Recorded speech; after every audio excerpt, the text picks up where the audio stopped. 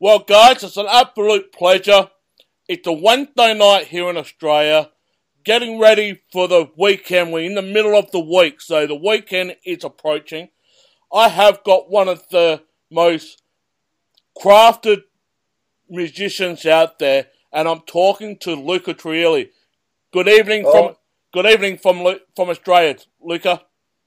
Hi to you, my friend. It's really a pleasure to be able to speak with you, of course. Yeah, I gotta say this. I mean, before we get into the music side of things, when I was back at high school, I used to do a bit of Italian language as a subject. Oh. So, I gotta say, buongiorno. Buongiorno a te, amico mio. Yeah. Molto bene, grazie. But anyway. Congratulations. Yeah. Well, I haven't lost that, but man, what an awesome pleasure it is. My partner was the one that introduced me to the band previously than you have recently done. She introduced me to Rhapsody of Fire, and as we know, you moved on and created your own version of Rhapsody, but now you have got a new album coming out on July the 19th, which is just outstanding. I have listened to it thanks to the crew that gave me the album. I gotta say this, it's Prometheus, Symphonia Ignis Divinus, and it's a great album. So, congratulations on the work there, Luca, and are you happy with the product that is on that album? Well, I think if I would have known, not been excited about this album, then for sure I would have forbidden my record company to release it. Now, after 1 year of work in the studio, I closed myself in the studio. It was March 2014. I came out from the studio March 2015. So I invested 1 year of life. The sensation was incredible. To come out from the studio and realize that you invested 1 full year of your life into the composition, into the production, into the mix. So we are speaking about a full year of work. Yeah. So imagine if I would not be happy about it. Of course, I took all the time I wanted to realize it. And so, of course, I'm totally excited now to be able to promote it. Yeah. And I just want to ask, for those fans here in Australia that don't know the cinematic metal, can you just basically give the fans a bit of a take on what is the cinematic metal mean to you? Like your interpretation of that. Yes, since when I created Rhapsody before with my ex-colleague Alex Staropoli, Rhapsody of Fire, in 1997, already at that time, I had the chance to listen to the first soundtrack of my life. I was going already to the cinema. I was a big fan of big movies, but I was never concentrated really on the music. I was more inspired at that time by classical music, Bach, Chopin, Beethoven, whatever. But in the end, I remember I found in the shop, it was the soundtrack of the very first Batman movie directed by Tim Burton, and the soundtrack composer was Danny Elfman. And I said, wow, this is just amazing. Sounds to me like classical music 2.0, the evolution of classical music in some way.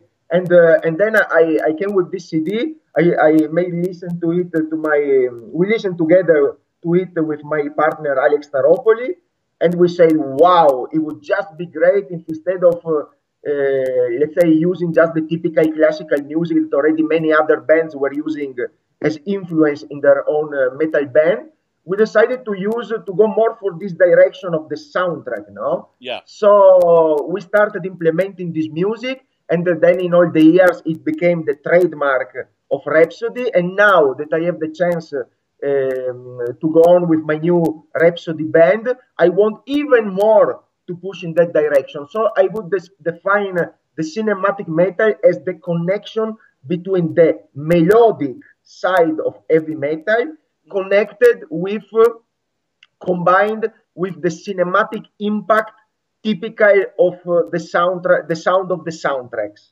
Yeah. I want to ask, what is different this time around with this new album compared to the other material that you have done on other albums? Because when I listen to this album, it does take you on that journey when you've got your own movie in your head with the music playing with that movie, whatever movie that shall be. But just to give the fans a bit more of an insight of the awesome album, what journey did you want to take the fans through on this album compared to the other ones that you've done? But, you know, in the first 10 albums of Rhapsody were related musically and lyrically to a unique subject that was the great saga. That I think that was something incredible that we did, you know, because I don't know many other bands that wrote 10 albums, spend 20 years of their career writing music and lyrics about one unique subject, kind of that fantasy heroic based story. And so it was a big thing. We became very known for that saga. We had the possibility to work with great artists like Christopher Lee, having him as narrator for that saga. So those 10 albums were really important for Rhapsody. Now that the saga reached the end, and already, and then we, with my ex-colleagues, we proceeded to the split. Then, let's say with my new Rhapsody band, I have the freedom now to write songs about different subjects. So I can use different colors, different sounds. So let's say in some way, the advantage that I have now is that I can I can offer more variety to the sound of Rhapsody, because of course, if the music or the lyrics were related only to the saga, I could not use, for example, some more modern sound like I'm doing now, some electronic sound, things like that. So for me, it was great now because I have the possibility, if I want, I write 3 songs like in this album. There are 3 songs based on always on these fantasy heroic themes, like, for example, One Ring to Rule Them All, Yggdrasil, songs like that. And then I can have also on the same album songs more elaborated, more sounding more modern, with different sounds like this. On other songs like, I don't know, of Michael the Archangel and Lucifer's Fall Part 2, Codex Nemesis, or in the intro, Nova Genesis. I have a lot of fun, you know, because me, I consider myself more a composer, more than a guitar player or a keyboard player. So for me, it's important to have this freedom of creativity, creative freedom. So with an album like this, I could really compose everything what I had in mind, you know. Well, you always set yourself for a challenge. You always want to outdo yourself and challenge yourself to new horizons. What type of challenge did you put in front of you for this album? Well, yes, with this album, you know, I wanted really to have, as I said, different songs speaking about different subjects, even if at the base there is the common subject of spiritual evolution that was always present as main subject in all the Rhapsody discography. So it doesn't matter if we speak about a saga, if we speak about a modern futuristic song. For me, what is important is this spiritual evolution of the man, of the mankind. So in some way, everything is related to it. From a musical point of view, I don't put limits to my creativity. So, you know, before choosing the 11 songs that finish in the album, that were included in the album that you are listening now, I had like something like 20 songs ready. So it was a long session of composition, a lot of work, but in the end it's terrible because you have to decide which are the final songs that will enter the album, so you have to exclude the others. And that's bad, but you know, on the CD you cannot put more than 70 minutes of music. So in some way that was my only limit this time. Well, with the cinematic aspect of this album, was that important to keep in mind to have epic lyrical topics like Prometheus and Symphonia and all that. Was it that important to have those lyrical topics in place for this album? Yes, absolutely, because it's the only way I feel really to express myself. I reasoned a lot about that, no? And it really, for me, this is an incredible way. When I do this, when I use these big choirs, this big orchestration, when I use these topics, no? When I write about Prometheus, these myths, legends, these great ancient truths of the past, all these. I feel really, I don't know how to say, but I really feel connected to the divine energy of the creation, you know, this incredible energy that is life. So my music is always a message, a hymn to life in some way, just pure positive energy to move ahead despite the problems that a person can have in his own life like this. There is always this energy coming, passing through me almost when I composing something. And so I really feel to give this message and to underline it with such bombastic music as background. Well, the very first single of this new album is Rosencrantz, and it basically tells a story about the legendary origin of that order and the 12 wise men. Can you just tell the fans a little bit more about that? Because that was a very compelling song for me, or a very compelling tune for me to kick off the album. Yes, I love this. You know, when I say that I'm connected to spirituality, I don't intend religion or things like that. No, I'm speaking something that comes before the religion, that goes beyond, because religion is something manipulated anyway by the ego of man in a more or less wise way. So I'm not caring so much to that, no? Even if I respect the positive valors of every religion when they correspond to the universal valors such as love, respect, all that, what is fundamental for me for the evolution of human mankind in a positive way, let's say. But for the rest, I would say that sorry, what you asked me, I forgot it. the question was the first single, the Rosencrantz. It talks about... Yeah. So it was that's why I introduced it in that way. So I introduced it in that way to tell that for me it's very important the spiritual aspect, really the primordial spiritual source. So I made a lot of research studies. I practice a lot of yoga, meditation. No, there are fantastic things related to this spiritual dimension. And when I made all these studies, all this research in the past, studying the ancient culture, Egyptians, whatever, no, a lot of things. I came, I learned about this order that was the Rosicrucian order. And I was really inspired by the ideas that there were behind the creation of such order. This is something really hidden behind mystery, and is something not really known.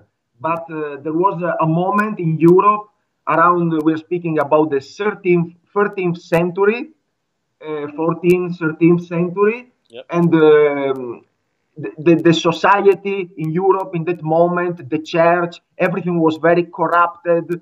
It was very amoral. I don't know the word in English how you pronounce it, but it was everything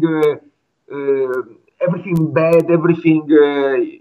I don't know, but really the word is amoral. I hope you understand what I mean.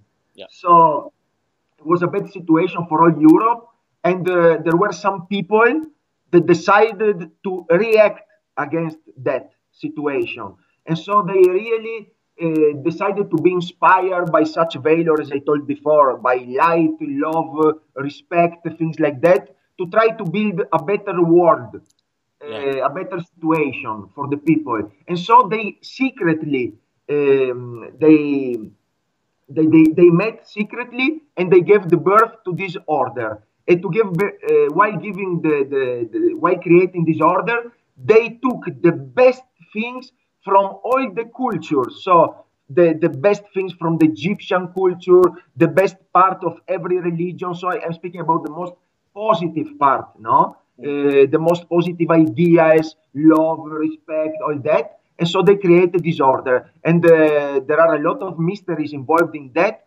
because they are associated with alchemy, with all this kind of particular things. So there is a lot of mystery. They were able to have to discover many secrets related to the nature. So they were able to discover a lot of secrets related to the matter. Things like this. Some people were telling that they were able to discover the secret of the philosopher's stone, the secret of the Graal. So, I mean, there are some people were telling that some of them were able to live many more years than the average man, because they found a way really to combine the things, thanks to the alchemy studies, all the alchemic studies, to be able to live more than the normal people. So it's really something hidden by mystery, and it's something very fascinating. That's why I like to dedicate one song to that. Yeah. Well, I just came across a very fascinating story about Alessandro Conti, that he went to the same school that Pavarotti went to. And yes, and absolutely. My father got me into Pavarotti to listen. Like, we had the old vinyls of Pavarotti, and God bless his soul, he's not around anymore, Pavarotti. But it's just phenomenal to see that Alessandro is like, the way that he sings, he was taught in the same school where Pavarotti went to. Yeah, absolutely. We have this important school in Italy, and my singer is from the same town of this school in Modena. It's called Modena, and yes, unbelievable. The first thing is that I didn't know immediately about that, because I knew Alessandro when I was searching for a new singer for my new Rhapsody adventure. It happened that my old singer Fabio Lione, he made me know the name of Alessandro. He made me listen something, and I really loved this high-toned voice. He had these high ranges like that, because they remind me a lot of, one of my favorite singers of the past, that was Michael Kiske, the one of Halloween. Yeah. So it really reminded me the same voice. But for me, it was not enough when I had to choose the singer, because for me, as composer of Rhapsody, it's very important always to have the possibility to compose music in different directions. And so this is the same for the vocal lines. And so I sent a lot of songs to Alessandro to test his voice. And between these songs, there was also some more operatic, I would say. And I was really enthusiastic when he sent me back the same songs sung by him, and he was really able to reach this tenor operatic level, very powerful like this. Then I said, wow, then he's really the perfect voice for my Rhapsody band. And then I discovered in that moment, he told me that he attended the same school of Pavarotti. So it was a big surprise for me. And there was the cherry on the cake, because now I can compose also some songs. Like, for example, we have this ballad in this new album called Notturno, that is inspired by a nocturnal of Frédéric Chopin, the famous piano player. And so it's just great, because I asked him to sing it in this operatic way, and the result, I think, is outstanding. Yeah.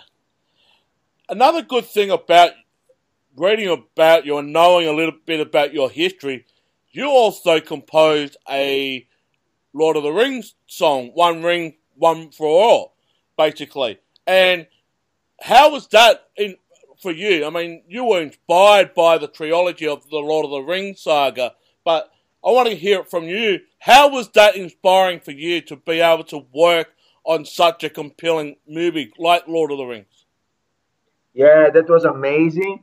And in some way, it was not really planned, I would say. Of course, as you know, I was a big fan of the Lord of the Rings saga, because it was the first time, thanks to Peter Jackson, that a fantasy world was represented in a very serious way, and not in a childish way, like some movies before about fantasy. So I really like the serious aspect of Peter Jackson was able to get, representing on the big screen the world of Tolkien. But that was a great moment. Then we also had the ability the possibility in the past to work, as I told, with Christopher Lee. So imagine with the real Saruman, it was just amazing. But okay, then I have to say that going back to my album, coming back to my album, I have to say it was not really planned to have a song about Lord of the Rings in this album. But what happened? It happened that 2 years ago, I was invited by a friend in New Zealand to see the location of the movie. Mm. And I was in Queenstown. It was just amazing. I was so amazed, but not only because of the movie, really because of the vegetation, because of the natural landscapes. You know, Rhapsody music. In Rhapsody music, I always point out a lot because when I speak about spiritual connection, for me, the natural landscapes that our planet is able to offer are fundamental in this perspective. So imagine when you love the natural landscapes and you go to countries like Australia, for example, or New Zealand, is just incredible. It seems to be on in heaven, no? Yeah. Speaking about nature. So when I came back, I was so excited because I lived a kind of transcendental experience that I needed really, I felt the need to entrap such emotions in a song. And so that's why the song One Ring to Rule Them All was born. Yeah. And what a standing song that is. And it is featured on this new album as well, which it just blows me away. It really does. But going on the Lord of the Rings, what do you think of the Hobbits trilogy, the very first book? I mean, they had a saga of the 3 movies of the Hobbit. Do you rate that highly the same as the Lord of the Rings trilogy? I would say that for me, Lord of the Rings is another level because, as I told you before, for me it's very important that a serious aspect when you represent a fantasy world. While the Hobbit, but I tell you, I didn't know before seeing the movies of Lord of the Rings. I didn't know the book of Tolkien. It was my girlfriend who was explaining me everything. But me, I never read. Me, the inspiration for the fantasy for my Rhapsody saga was born more thanks to the movies like Conan the Barbarian, all these kind of old movies, you know, with Schwarzenegger. Then I remember at that time there was the Never-Ending Story. There was Willow, Legend with Tom Cruise. All these kind of movies, but not really because of Tolkien, no? Yeah. I discovered the story of Tolkien, the world of Tolkien, only after seeing the movies. And the same happened for The Hobbit. But Alessandro, that is also a big fan of Tolkien, my singer, he told me that The Hobbit is different because it's a little bit more kind of written for the children, no? So it was written for the children. So it's a children book. So then I was already ready to it. And when I went to see The Hobbit, I of course, I love the special effects. I love the natural landscapes of New Zealand. So it was great anyway for me. But of course, it didn't have the same serious impact of Lord of the Rings. Yeah. Well, a new album coming out on this June the 19th through Nuclear Blast. But I want to ask, what are in plan for you? Are you plan to head down this way for a tour, or is that still up in the air at the moment? Absolutely. Right now, in the next days, we will confirm the first part of the tour that will be in Europe, of course. We will start in Europe in November, and then we will try to be around the world or in the very end of the year or in the beginning of the new year. And of course, I guess you will ask me you will ask me that we will really point to come out to Australia because it's many years that we would like to be in your country. Every time we speak about that, but for one problem or the other, most of the time because of logistic problems, because you have to know we are a band, 2 people coming from France, 2 from Italy, 1 from Finland. Our guest keyboard player, Mikko Harkin, is from Finland. And then the drummer is from Germany. So it's very difficult to put all together. It's a big cost already when we play in Europe. So imagine to come around the world. So everything has to be planned carefully. We have to connect other countries if we come to Australia. But really, we want to do it as soon as possible because all my other friends coming to play there with their own bands, they just tell me always that you have a great crowd, that is unbelievable. And so we really are willing to come there. Right now, I'm making a lot of interviews in Australia. People seem really to like the cinematic metal we offer. So I say, why not? Why should we wait even more? Well, like I said, there's a great album that's coming out on the 19th of June. Got 11 songs on it. I just want to ask, was there any other songs that could have been on the album, or is that the final deal? That was the song that you had set out. That was the count for the album. No. In reality, as I told you, when I composed the songs in the beginning, I composed 20 titles. So there were many songs to be involved with the production of this album. But in the end, you have to choose. You have to make a choice. Yep. And so, in some way, I chose the one that were really fitting with each other, offering the right amount of variety to the album. I had more songs fantasy, I had more songs modern, but then you always try to present the album in the way that you like it more, no? Because, for me, it's always important for an artist that the artist writes the album before than anything else for himself, no? Because you have to love your album. So, me, I'm a big fan of my own music. So when I finish, release one album, then I always play it many times during the day in my speakers at home, while I'm making gym, while I'm making other things. So I really enjoy to listen to my own music. And this, I think, is what a composer has to do, to compose the album he would like to listen to. So, and then, of course, you hope that all the people around can like it, This is your hope, of course. But in general, I would say that, okay, you create the album that you want, but then, all the songs that I excluded from the album is not that I throw them all in the garbage. So, of course, when I start composing for the new album, then I like to take back the songs, to listen to them, to check if there are some parts that I can use again, because it sounds still very good after a couple of some months later. So it can be like this. I don't remember many songs that were entirely thrown in the garbage. So of course, the people will listen still that music that was left apart. Yeah, and like I said, I've got to put my hat off to you. Outstanding album. Great songs on it, and it's just packaged well.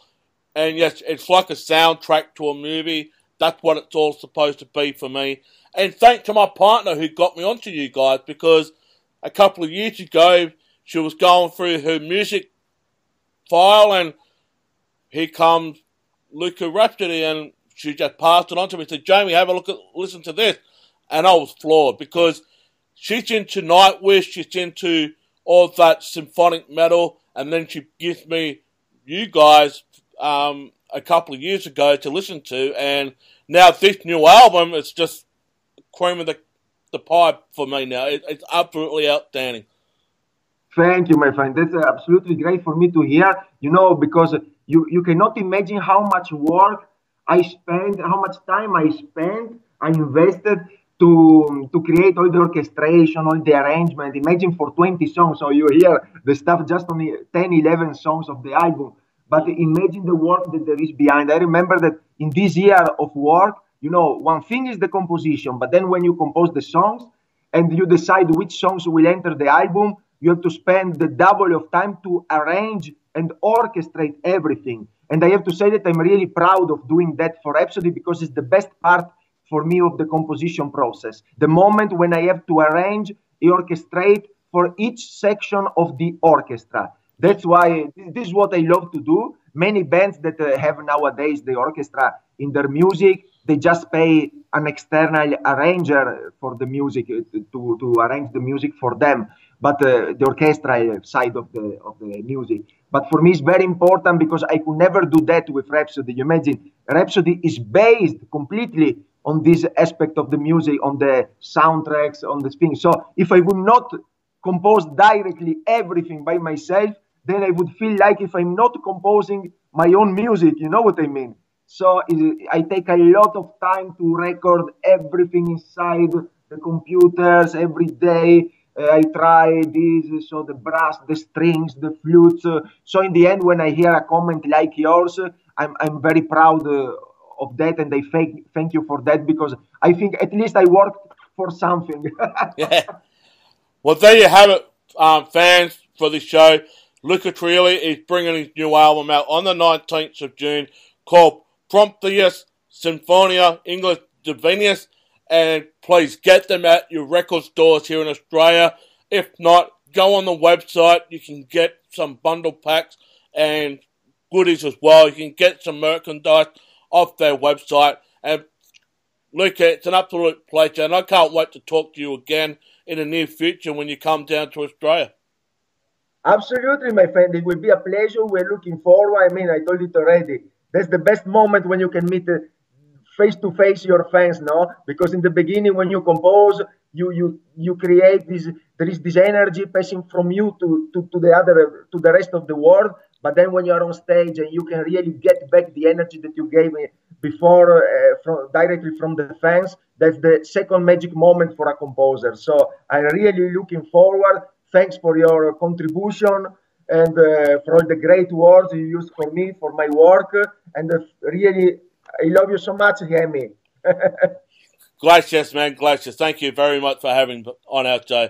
And fans, please get this album because you'll be inspired as much as I was inspired. And you can also hear the story behind the story, basically.